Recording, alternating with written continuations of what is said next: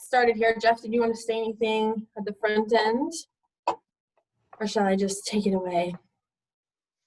I know people like to hear my voice, so I like to talk out loud just so people can get their nugget from Jeff in a day. But no, I mean, all I got to say about the economy and the market right now, just to give you a quick touch, is interest rates are still low. The market's obviously tight with inventory. You guys are seeing that. Guidelines seem to be about the same as they have been before, so no really big COVID overlays. And really, things are kind of moving really well right now. The biggest issue we're having, and I'm sure you guys are seeing it, is appraisals. The timing on appraisals right now is all over the place. I mean, the area has some impact on it, but I mean, I've had appraisals in Everett that are coming in 3 weeks instead of, you know, a week and a half. And now we're starting to see multiple offers over the purchase price. I'm dealing with a deal right now. It came in at 430. The appraiser bring it in at 430, but then there's a report that you do in the automated system on a conventional, and the report on the automated system said that the report sucked, like it got the worst rating. And so the appraiser had to address certain things that were in this report that's automatically generated from Fannie Mae. The appraiser went back and addressed the report, and the value dropped from 430 to 400. So was the house really worth 430? That's the question. So now the seller's pissed off, our agent's pissed off, everyone's pissed off because it's not worth it, or that the value's not there. But at the end of the day, is the house not worth it? Bottom line, guys, I looked at the appraisal. This is a white elephant. It's a great house, beautiful house, buffed out beyond belief.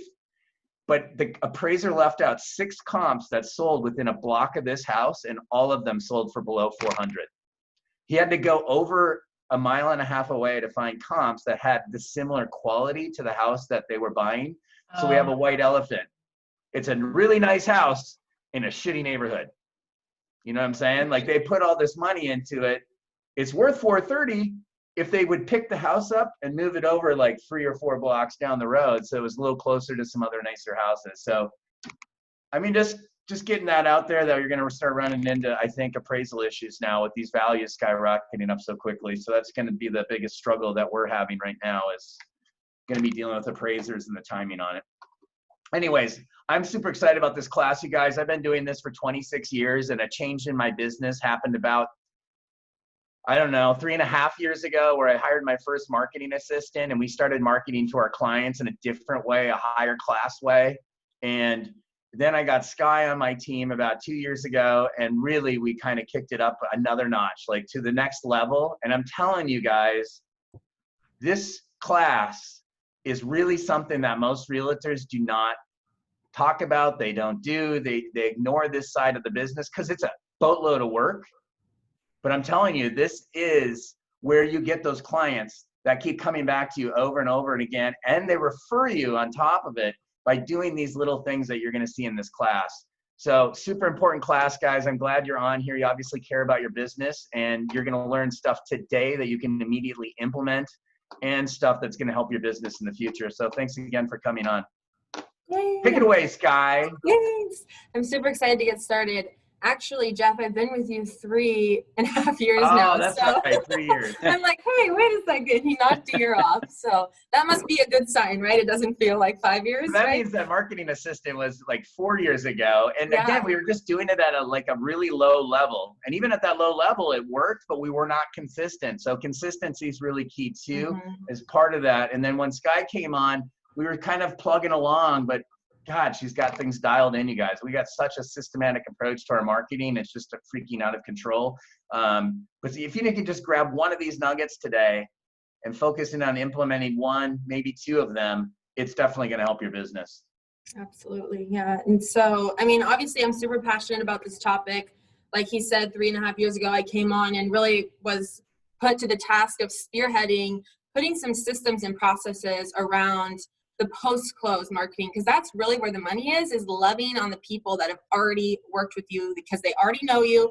Hopefully they like you if you did a good job. And then if you can have systems and structures to stay in touch with those people, that's where your business can be really fun and warm, and you don't have to be chasing a ton of online leads or anything like that. So one thing I do want to say before we get started is we really saw the power of these systems this year, especially with COVID-19. I mean, the pandemic was a transition in and of itself, but we also transitioned companies. And so leading up to that transition, our focus was just not on prospecting. It wasn't on lead generation. We were working on other things like training and hiring and learning new systems and trying to figure out how to close loans at a new company. And so what we saw is that we took maybe an 8-month break off of prospecting, and the business continued to generate on its own, and these are the systems that make that happen. So if I could give you some things today that would allow your business to work that way, would that be valuable?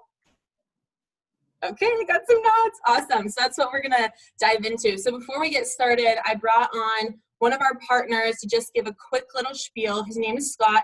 He has an incredible company called House Happy, and this is one of those systems that we actually outsource to someone who brings so much value to our clients through the product and services that they offer. And then it also has email touches of value, which is something we're going to talk about later when we get into the digital part of things. I'm a big believer that we don't just send emails like a yard sign to say, hey, I'm here. We send touches of value, and that's something that they do really well. So I'm going to give him the floor for just a few minutes to kind of explain what House Happy is. And one of the reasons I want to do this is because if you guys are working with our team, every one of your clients is going to get this service, and it's super important for you guys to understand and know what it is so that you can sell it to, and so that you can encourage them to use it, so that as a team, we're able to both give them that gift of House Happy. So Scott, go ahead and take it away. Awesome. Thanks, Skye. I'm going to hit the share button, and I'm not optimistic that you're going to see my screen. Did it work? Yes. Oh, fantastic. Winning. So I got a new laptop, and all the notifications look different now, so I'm never certain that it's going to work.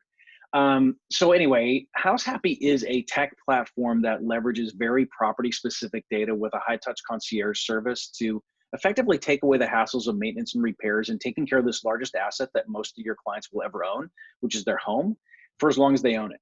And at the same time, the dual purpose is to make sure that you stay top of mind. And we do that through a few different strategies. And I'm going to hit on some stuff. I'm going to go through it real quick, and then I'm going to open it up for some questions, because usually that's where we find the most value, is answering what you might be thinking in your head about what this really does for you. So where we start is with a concierge service. So if somebody needs a painter, a plumber, an electrician, a landscaper, roofer, remodeler, whatever, we have one point of contact, or they have one point of contact to get whatever they need done. If there's an issue ever and it's home services, and you can expect that at some point in your client's life they're going to have some problem with a contractor, we become their advocate to take care of it. So if they're unhappy with the service, if something didn't get done the way they expected it, if the price somehow changed, all of that comes through us. They don't have to fight about it. We do it for them. It's pretty nice. And we've been doing this now for, in total 9 years. And we've only had 2 instances where we've had to go back and go after the contractor for their insurance because they didn't make it right. There's been instances where we brought other vendors in to solve a contractor's problem, but usually that gets absorbed by us. And anyway, it's just the overall thing is we want to simplify and the homeownership experience and remove the hassles that go along with the repairs and maintenance that we all have. I got to comment on that real quick, if I can, if you're okay. Please. So I use this all the time, you guys. I use this probably, I can't even remember how many times. I got so many projects going on in my house right now. It's ridiculous. But all of them go through House Happy. It's as easy as I send an email off to the concierge. I'm like, dude, I need someone to do this for me. And they immediately have, like, they'll send out people that want to give bids. If you're doing home improvements, or if it's a window thing, the bid actually comes through them. I get my windows cleaned, I get my furnace cleaned, but I did get some painting done, and it was some ceiling work. I needed a patch on my ceiling, and the patch looked like crap, quite frankly, and I was pissed about it. And so I called them up, and they're like, hey, this guy needs to go back out there and fix it. And he was like, it's done right. And so what they did is they sent out a different contractor. He fixed it right, and the original bid was all I paid for. And it looks great now. So I'm just telling you, they stand by their word and what they're trying to do, so that your client doesn't look like the last thing we want to do is give their client this gift and they end up getting screwed in some kind of situation like that. I've been through it, and they took care of it, and it was a very smooth transition. And actually, the new contractor ended up doing more work for me because he did such a great job. I actually had him come back and do other work as well. So anyways, that's my 2 pieces. Appreciate it. Yeah, I remember that. Anyway, so I'm glad it worked out. And then, so the second piece of what we do is our service reminders. And the service reminders are the part, it's really, that's the marketing piece that we have for you guys, because what happens is we send out these regularly branded service reminders that might look like something like this, that said, here's something you should be thinking about doing, and this is why. In the instance of this, it's an HVAC system or an HVAC filter. And we say it's time to change the filter in your HVAC unit. Here's the one you need.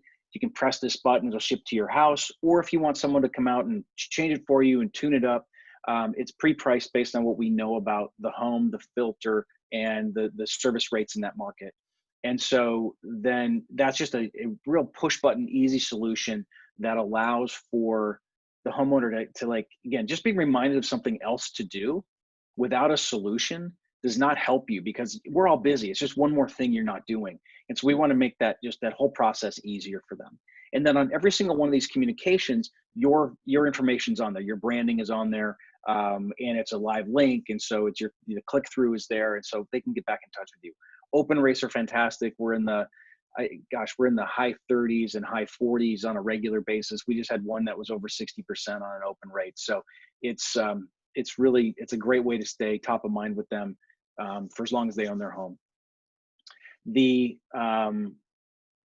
Trax account is where we store all the data. So if you can think of like a Carfax for your house, this is what that is. So if we can store everything from number of windows, linear feet of gutters, square footage of the rooms, the model number and serial number of the appliances, when they were installed, major mechanical systems. So what that allows us to do is it allows us to provide that homeowner with a better user experience, meaning a more robust, more accurate data, store things. It also allows us to get in front of issues. So if we know that their water heater is 11 years old and it's in an upstairs bedroom closet, the risk that goes along with that thing leaking or popping or failing is pretty significant. And then the disruption of their life is pretty significant. So we're going to be pinging them saying, hey, it's time to be thinking about replacing this, and this is what you should be thinking about paying for it. Now we're even moving further upstream and helping them make decisions like how much should be setting aside on a monthly basis for the pending costs that you'll have over the next 5 years. And based on the data that we get back and the data they give them, we get from them, we can really build a nice budget for them to plan with. Even to the point where my background's in owning investment real estate, and every time we buy something, we want to understand what our horizon, our investment horizon looks like, and then what we're going to have to do over that hold period so we can better manage it and make better decisions. So if I'm anticipating holding the house for 6 years, but my roof is going to need to be replaced in 8, I might want to hold it 5 and not have to replace the roof, and maybe not even have to give a roof credit depending on what the cert says, right? So it just depends on how the user experience they want to have and how they want to look at their house as an investment. Anyway, kind of a little bit aside there. So the Trax app is also there for them if they're a DIYer to, they can store things like paint colors and filter sizes and types. So if they're at the hardware store and they want to buy them themselves or look something like, they can pull it right up on their app. They can store things like, I updated this, or I changed that. All that's in there. It'll store important documents. They can store their home inspection, their appraisal, their home warranty, all that stuff is in there. They'll also see all the contractors that have worked on their home and all the receipts and everything if they process through our system. That all gets uploaded automatically. And as long as I mentioned contractors, there's a pretty good chance, I saw somebody with a BNI thing, there's a pretty good chance that you know people that you like to use. We will absolutely take those folks from you, put them in your clients' accounts as preferred vendors. And then when the homeowner looks in their account, they'll see them. If they contact our concierge service, then those people that have been identified as the preferred vendors for those homes will be the first people we contact to make sure that they're available and that their pricing is appropriate for the customer. Meaning the customer gets to decide that, we don't. And if the customer says, go look to somebody else, then we do that. We have a rewards point system that we utilize for a lot of things. One is they just earn reward points when they order a service. They'll also get reward points for answering questions that help us serve them better. We'll ask questions like, how long do you plan on being in the home? Or are you a cat owner or a dog owner? Do you, whatever you prefer? And those things all impact the usage of that home, and it allows us to engage them at a different level. So then they earn reward points. All that stuff can be redeemed for services. And then lastly, the way we capture all that data is through a few channels: appraisals, inspection reports, owner data, work history, and then we'll also send somebody either into the home or do it virtually, where we'll capture this data for about 300 different data points on the home that allows us to build this really robust user experience for that homeowner. And I'll do one more thing, and you kind of see what their app looks like when they log in. The branding of the company is up here. All the controls are on the left-hand side. All your appliances, paint colors, maintenance schedule, repair history, documents, all that stuff down the left-hand nav. The photo of their home. If they have more than one, there's a little button right up here that they click on it. It'll accordion down, and they'll show all their properties that they own. And then click on those to open up their individual accounts. And then obviously the branding of the loan officer, the real estate agent, and potentially one other. Anyway, so I'm not going to dig into all this stuff, but I will probably just stop there and ask or see if there's any questions that you all have. It's so cool, you guys. At closing, we send out a $50 gift certificate too, just to kind of get them started. Oh, right. And so that's kind of a fun way to get them into the process, make sure they actually sign up for that concierge visit. But if you guys are working with our team, definitely encourage your buyers to sign up for that visit. Sometimes they get the emails and they just miss them. If we encourage them from both sides to complete that, they're going to get so much value out of this House Happy platform. And it's really just amazing, especially first-time home buyers who, I just bought a home. I don't know what all those words you just said, HV, air, I don't know what to do. So I need House Happy so bad. So I think it's really phenomenal. And correct me if I'm wrong, Scott, they have an option to co-brand with us. Is that correct? Yeah, that's correct. Okay. That it doesn't automatically happen because of RESPA.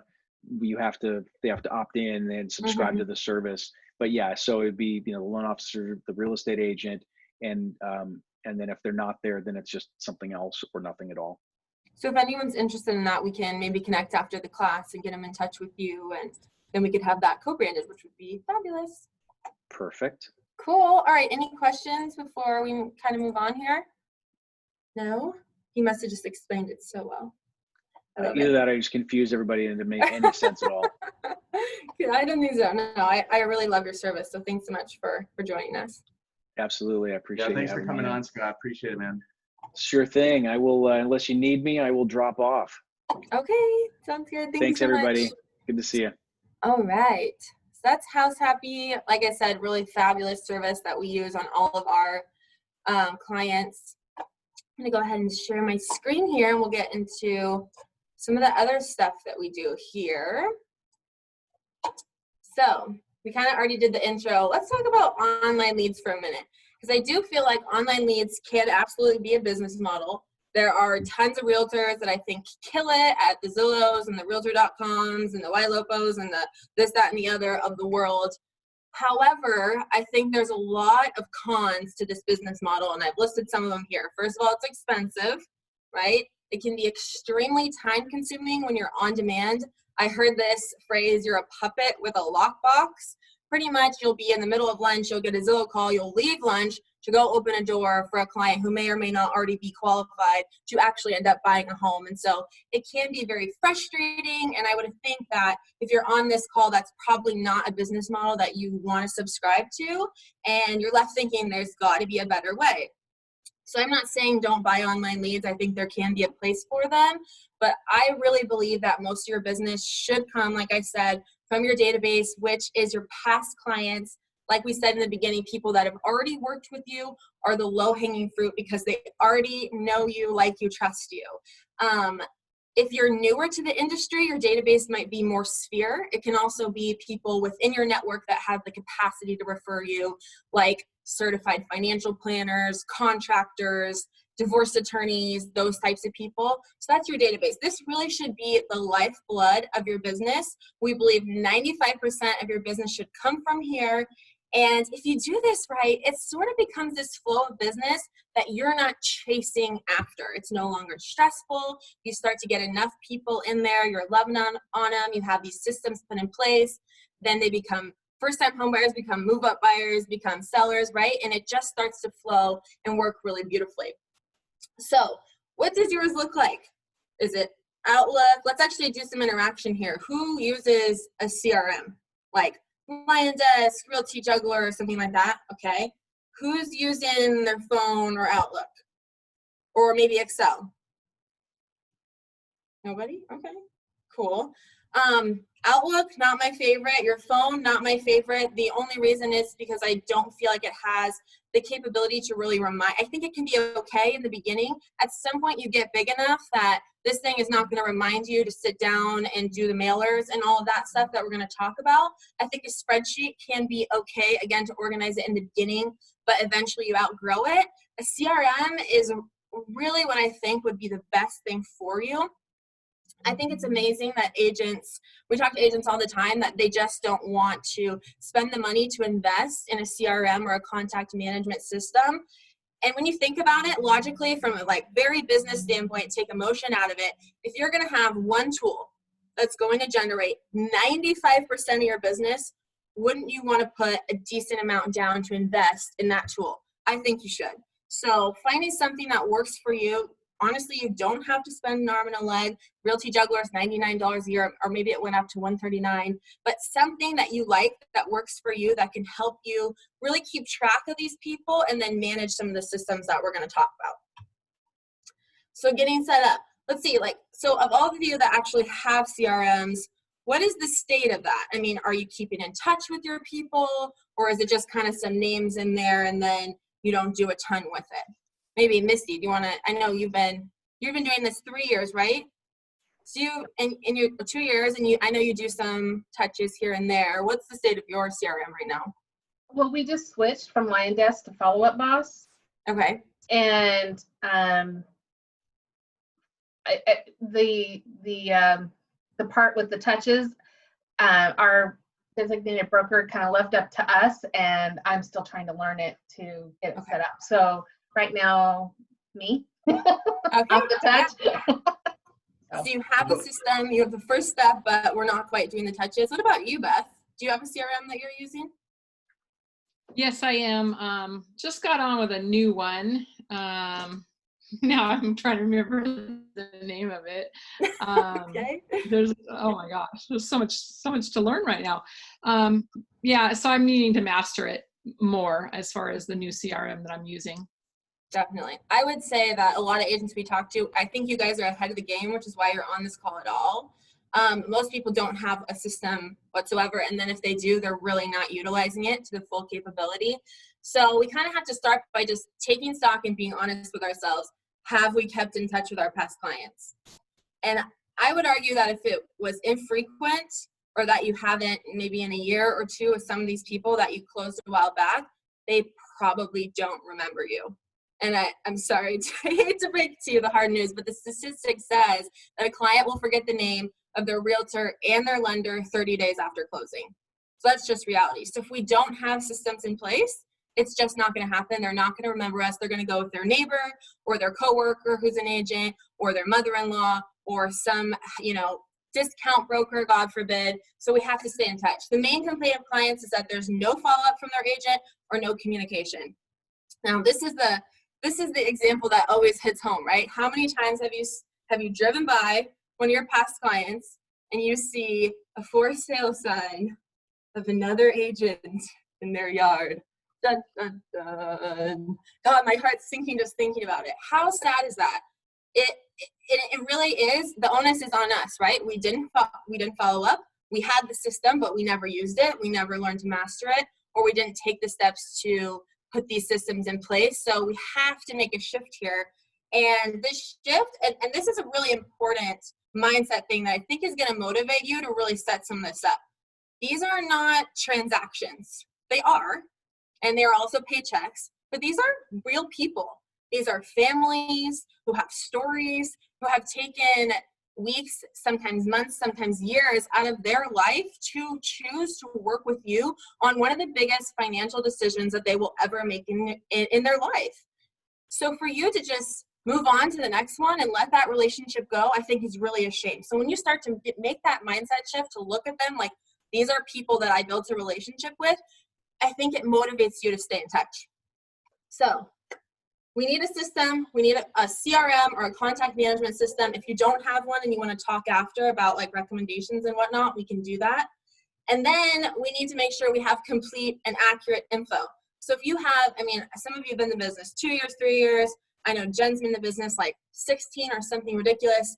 There's no way that all those people have maybe even have the same address, have the same email, have the same marital status or family status that they had when they closed. So it's really important when you're starting out to set aside some time, set aside a couple hours and start going through that list and see where the holes are. So we definitely want accurate contact info, but then we like to have some other fun stuff. So we utilize an All About You form, which I'll actually show you an example of it, where we're getting other information about them, like their favorite restaurants, their hobbies, favorite colors, and all of this is so that we can really tailor the process to their likes and their interests, and I think it's brilliant. So these are some of the things in your database that you'll want to fill in along the way, and if anyone wants a copy of this form, we can co-brand it with you, and you can use this one as well.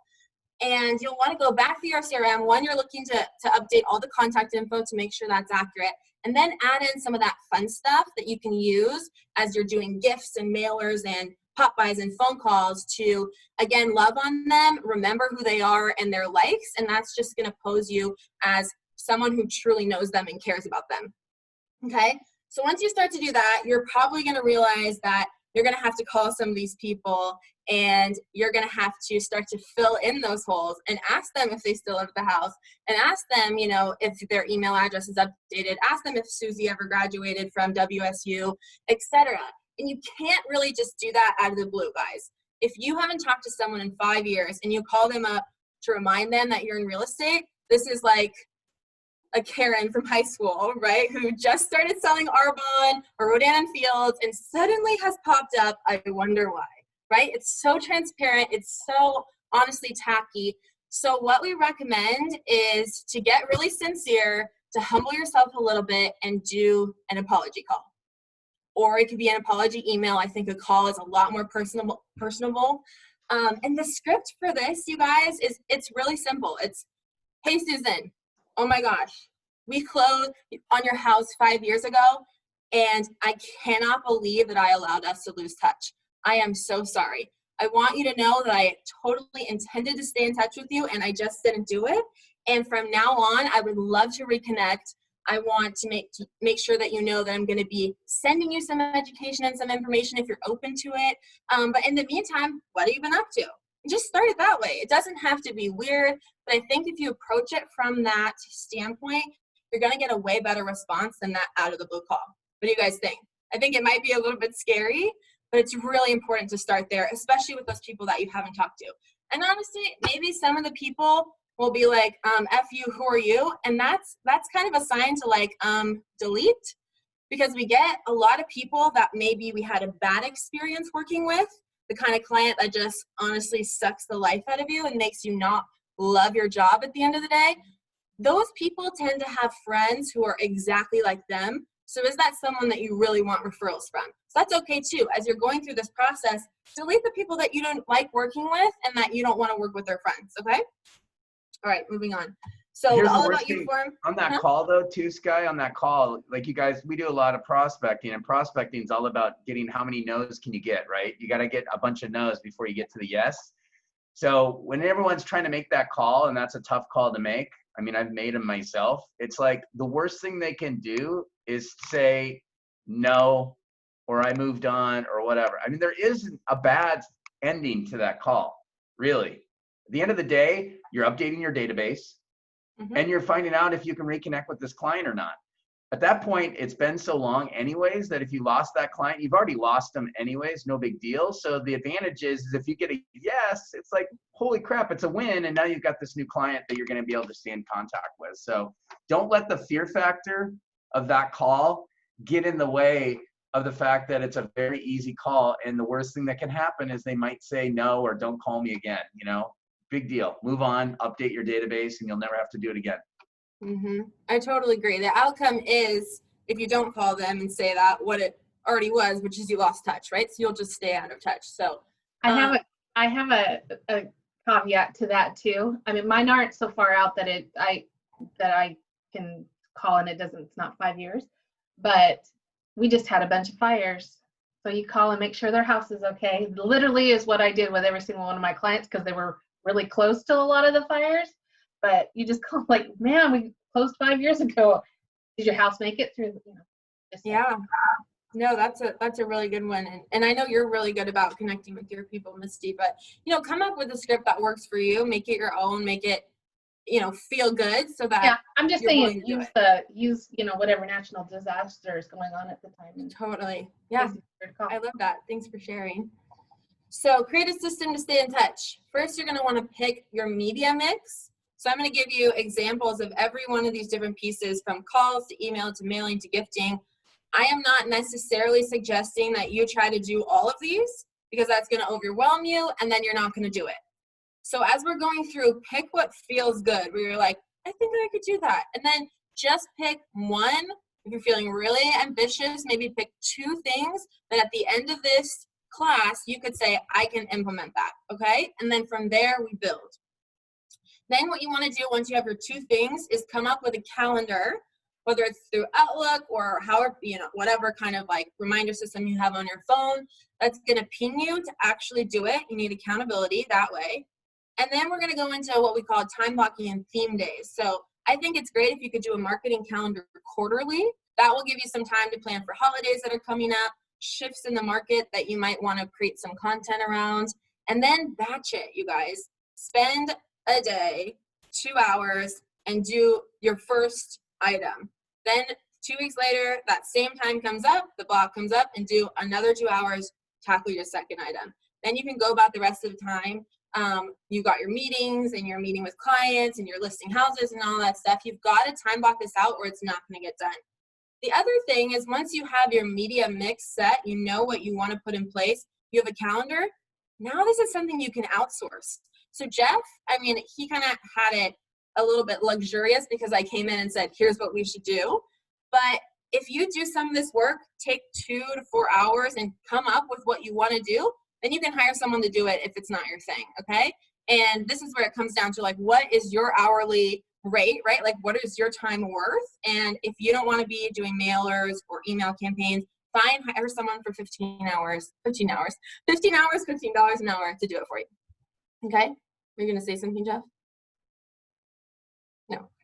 Cool. All right, so now we want to split the database up into buckets, and we're going to decide which touches go to whom. So a lot of this also has to do with your budget.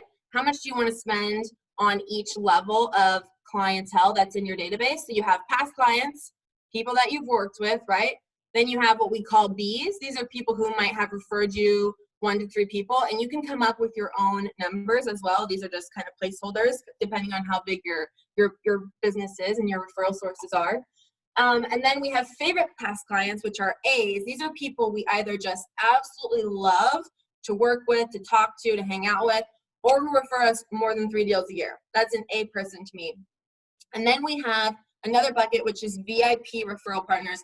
These are people that may not necessarily be clients, but again, they're people who have the capacity to refer you. So your lender, certified financial planner, we talked about some of these in the beginning, builder contacts, those are people you want to stay in touch with as well, because if you lose touch with them, you may miss out on whatever opportunities or projects that they're starting as well.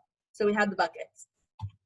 And then we can create a tiered marketing plan. So this is, again, just an example. I took a bunch of the stuff that we're about to talk about and put them into a little spreadsheet and decided who is going to get which touches. So my VIP referral sources, these are like the gold mine people. They're coming to everything. They're getting all my stuff. I'm calling them. I'm doing market update calls. I'm sending them little gifts, birthday gifts. They're getting the whole shebang, right? And then at the bottom, past clients who I either didn't like to work with or don't refer me yet, right? Because we're always trying to move people up the tiers. They will get the minimum. And you can decide what the minimum is for you, or if you guys want to talk deeper on a more individual level, we can afterwards as well. But decide, like, if you have a past client who you want to stay in touch with, but you don't like absolutely love them, what's the minimum amount of touches? How many times do you want them to hear from you every single year? Put it into a little spreadsheet like this so it's nice and organized, and then we can execute on it. Anyone have questions about the buckets or the tiered plan? No? Okay, cool. And I can send you a copy of this if you'd like to just use this as a template to come up with your own. All right, so let's start with our first type of touch, which is calls. These are all examples. Again, if you have an aha moment where you're like, I could do that, write that down. That might be a sign this is something that you can implement. So you can do A to Z calls or loan anniversary calls. We love the A to Z method because based on the way the alphabet works, you call one letter each week, 26 letters in the alphabet. You end up getting through your whole database twice over the course of a year. These are really fun calls, and there's some mindset stuff that has to go into this to overcome what we call call reluctance, right? And part of it is it's not about you. If it's about you, you're not going to want to do it, right? And then you're coming from a position of selfishness and not bringing value. You have to shift that. Make it about them. How are you loving the house? Have you guys done any improvements? Have they had kids in the house since you last talked to them? I mean, who knows? Like I said, Susie graduated college. Someone got married. What are those life events that you can connect with them on and talk to them about? Make it about them. And then you're here to bring value. You're not calling them to bother them. And if that's your mindset, you are going to bother them. Know that you have something to bring. You have market expertise. You have connections that they may need, such as like a contractor, a certified financial planner, all those people that are in your network, in your VIP referral list. If you can consistently be a connector to your clients and doing this, now you have this beautiful web of referrals that really works in your favor. Another thing right now, you could be calling through your A to Zs, seeing if they might want to refinance. Rates are absolutely fantastic. I know a great lender. I'll give you his number. All right, so overcome that call reluctance. And then another great tactic with this is to make your first call your easiest. Even if you have to pick up the phone and call your mom, depending on how your relationship is with your mom, that may or may not be an easy call, right? But just get on the phone so you can overcome that first dial, the reluctance to make that first dial, and then it gets easier from there. Okay? We love the Ford script. This is family, occupation, recreation, and dreams. So these, and you can literally have this. We actually, when we do this class in person, we have little cards that we give you that you can put in your car or right by your computer, so that when you start to get tongue-tied, it's like, oh, family, oh, that's right. What was their family? Pull up my All About You form. Okay, they have 2 kids. Here are their names. So it all starts to really work together beautifully that way. And again, when you're doing these calls, you have your CRM or your spreadsheet or whatever open, and you're always filling in the blanks, filling in more blanks. There's always something to talk about, okay? Market update, I love this one. I think it's a great touch of value, and it's kind of take it or leave it. You're going to have clients that will not care about this, and you'll have people that are like, dude, I love it when you make this call. And then maybe you separate people out. There's people that you do a market update to, and there's people that you don't, okay? Birthday calls, these are just fun, guys. Who doesn't want to get a phone call on their birthday? It's short, it's sweet, it's personal, and it doesn't take a lot of time. And I mean, the text is okay, the Facebook post is okay, but those are really inundating. I think if you actually took the time to call someone, that would make a really big impact. Anniversary of a marriage, this is a kind of a cool one. Maybe you call the husband and remind him that his anniversary is coming up. And guess what? I have her All About You form, so I know that Susie loves PF Chang's. Maybe you even make him a reservation. I mean, you could take this as far as you want. And then event invites. We're going to talk about events at the very end.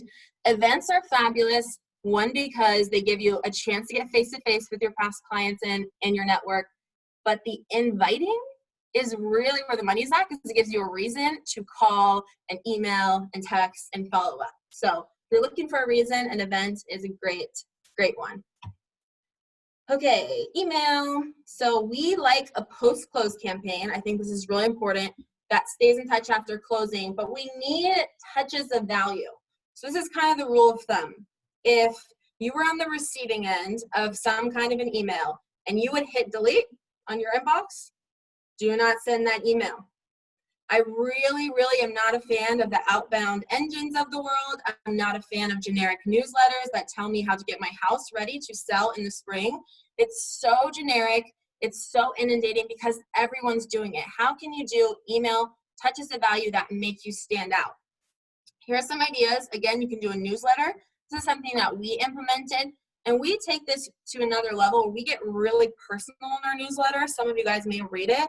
It's not for everybody. I'm sure there are people that delete it, but there's also people that follow our newsletter, respond to Jeff. They really connect with hearing about what Jeff's going through and the growth that he's seeing in his life and his family. And that's an area where, again, we're getting engagement from our past clients. And so that can be a really fabulous thing to do. But you have to do it right. Again, you're going to have to get a little bit personal here. You're going to have to get a little bit vulnerable and not be so generic for it to stand out. A market update again, event invites again, you're going to start to see some themes here. They all start to run together, right? Or you could outsource to a program like House Happy, which is why we had them on at the beginning. I think that program is just so fabulous, especially with that open rate being so high. I don't know if you guys know anything about email open rates, but good is considered like 10 to 13% open rate. So 30, 40, if not 60 on some of their emails is really fabulous. Any kind of program that has those types of statistics that you feel like aligns with your passion and your business model for your clients, I think would be amazing. And if you ever want to run something by me and me to read it and say yes or veto, then feel free to reach out, okay? All right, mailing and gifting programs. These are fun. I absolutely think there's still a place for physical mail, but just like with the emails, because it's a platform that's so inundated, we have to get personal and we have to get a little bit old school here. So we like what we call the letter from the heart. Now, we implemented this concept into our newsletter. What this is kind of like that old school 90s like family update printout that people used to put pictures in and tell you where they went on vacation and who was up to what in the family, and they would literally mail it out. I haven't gotten one of those in years. Honestly, I don't know if I ever got one, but my parents certainly did.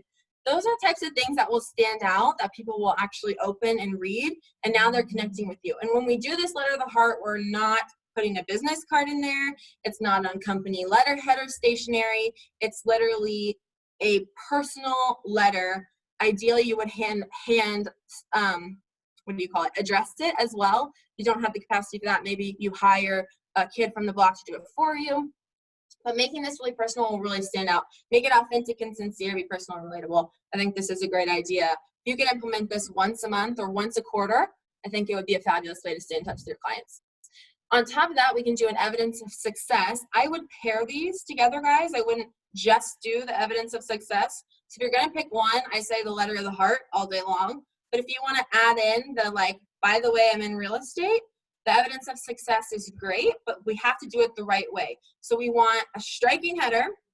Just sold this house, 50,000, over asking, blah, blah, blah, catch their attention. And then we want to tell a story. The worst thing you can do is a just sold postcard. All that tells me is, okay, great, you sold a house. I'm going to look at it for the 7 seconds it takes me to look at it and then put it right in my trash. If there's some kind of story on there that catches their attention, talk about the experience of the client. I mean, you may have to get permission from your client to do this. Talk about their family, what they were going through, what the house getting sold at that price really means to them, what they're able to do, how it enables them to have a better life. Now you're sucking people in, you're inspiring them and getting them interested in that mailer. And then don't just leave it at that. The biggest mistake people make on these evidence of successes is there's never a call to action, or it's just call me if you want to buy or sell. You need some kind of a call to action that's going to compel people to actually reach out to you. And we can talk about different ways that you could do that, but I think we have to get past that generic, just call me if you want to buy or sell, okay? Cheesy gift, this is kind of a fun one. I have a bunch of examples on the next slide, so I'll just move over here, where you can actually do little, we used to do these for a long time. I think for almost 2 years, we did a cheesy gift every single month. So if you need some ideas, I have a whole Pinterest board for you. But these are really fun. It's something of nominal value that costs you maybe $1, maybe $2 at the most. Depending on your area and how big your people are, you could actually hand deliver them. We like to mail them. And it's just some cute little, it's literally a cheesy gift. This isn't for everybody, but if it's within your personality, if humor is a big part of why your clients like working with you, I think this is a fabulous one.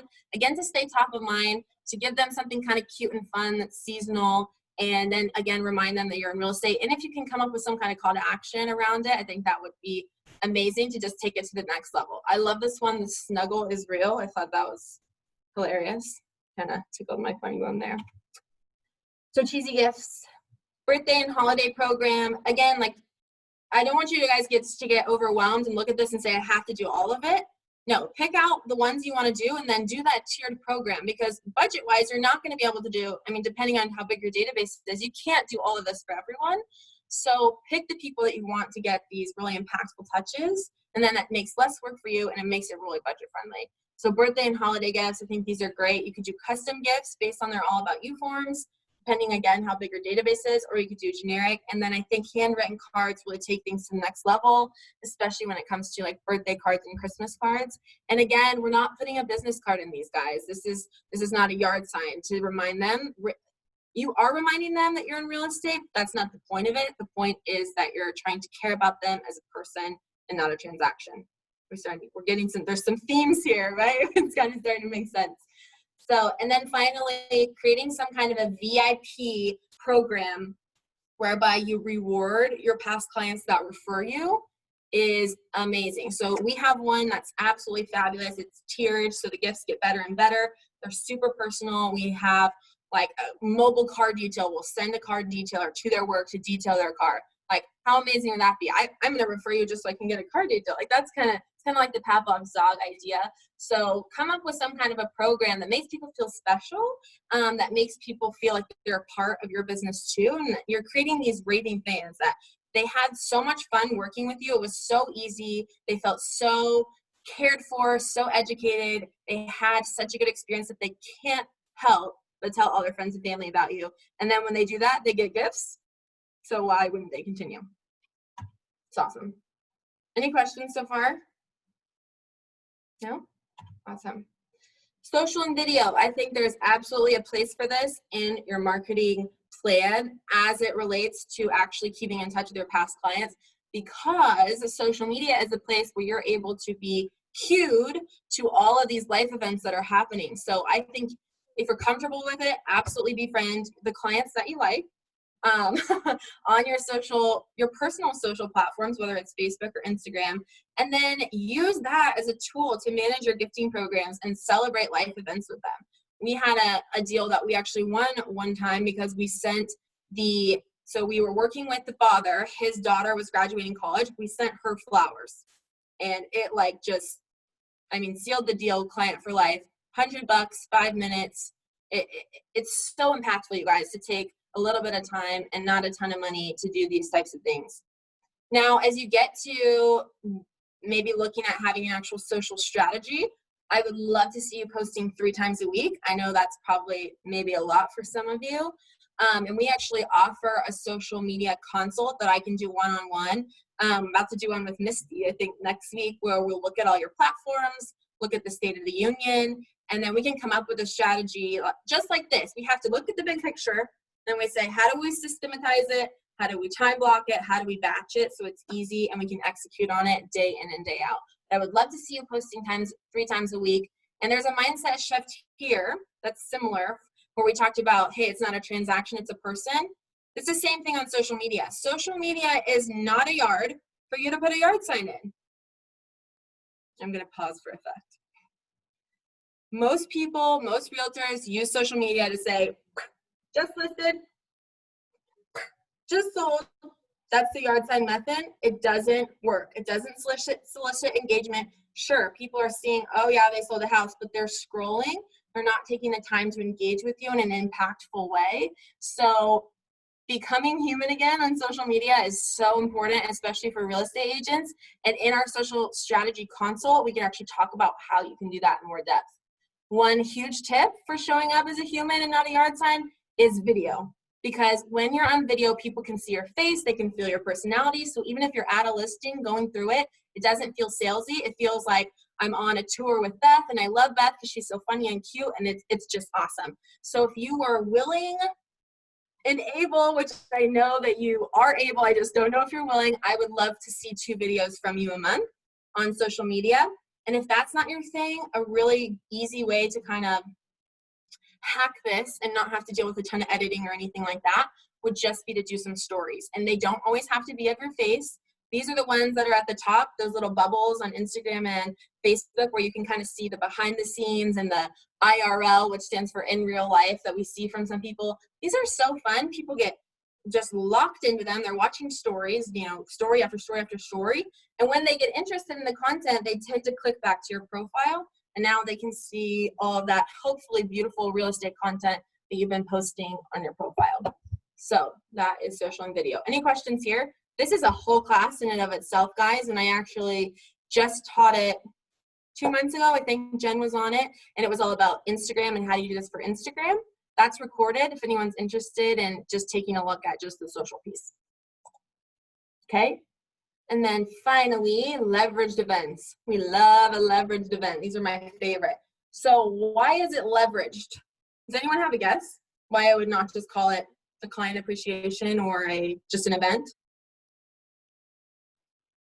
Trying to bring back the interaction here.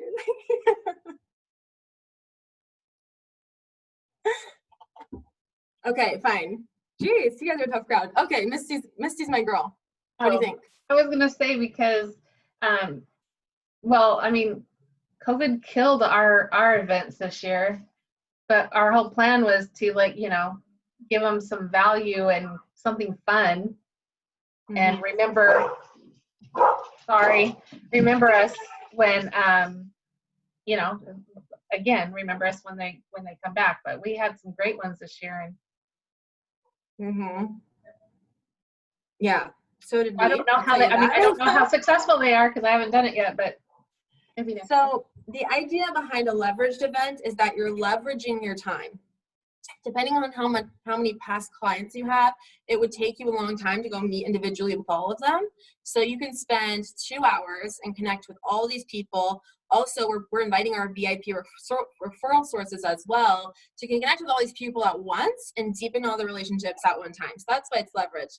And what we find for a lot of these events, and I know they're different because of COVID, is that the people that come love you. Like, those are your raving fans. Someone that's going to take time off on a Tuesday or a Thursday to come to a happy hour or get on a Zoom and watercolor with you at a park is someone who is a raving fan. So those are the people that you want to dig in deeper with and build those relationships more, and then build memories. That's how we deepen relationships, is through memories. So you can host virtual events, guys. We've done these. We've done so many educational events for our clients, and we've actually found them super successful. So some of the really awesome ones are like 6 Steps to Financial Freedom, which Jeff teaches, and we can partner with you on that. We have content that works really well virtually that we can co-brand on an event for your past clients, and then just test it out. I mean, no harm, no foul. If no one shows up, we just won't do the Zoom. Like, and you didn't lose any time. What's up, Beth? Thank you. Oh my gosh, I had a great event where I did a wine tasting, you guys. Like, wow. Yeah. I had everybody show up. It was the best event where it was 100% retention rate, you know. Like, they all showed up. They didn't have an excuse because they're all at home, right? And they didn't say, oh, it's raining, or oh, my kid got sick, or oh, the dog had to go to the vet. So you did virtual wine tasting? Virtual wine tasting. It was okay. phenomenal. So I definitely want to talk to you about that, Skye and Jeff. Oh my gosh, it was phenomenal. Where I dropped off the wine tasting, and then I got to have that little special touch where they were like, "Oh, hi, thank you," because everybody's home, right? It's like, and then so I got to chat with them for a little bit there, and then we went on to the wine tasting event on Zoom with a sommelier, or however you say it. We did the whole event. Like, it was, and everybody raved about it. And they said it was the best Zoom meeting that they've ever had. Wow. I mean, you take the cake. Like, we need to put that in the presentation because that is awesome. I love that you did that. So get creative here. I think at the beginning of the year, we thought surely by August we'll be able to have in-person events again, you know? Oh, surely by October. And honestly, I would just go ahead and make your event strategy virtual. If you can do something like Beth did, where you can incorporate the individual interaction, because that's important too. It's harder to connect with people on an individual basis on a group Zoom. But if you can incorporate some kind of idea where you can get both, I think that that would absolutely be fabulous. And now they just had the best time of their life on a Zoom with their realtor, and how cool is that? So get creative. This can be as simple as a happy hour, or you can do something bigger. Obviously, when things open up again, we have so many ideas.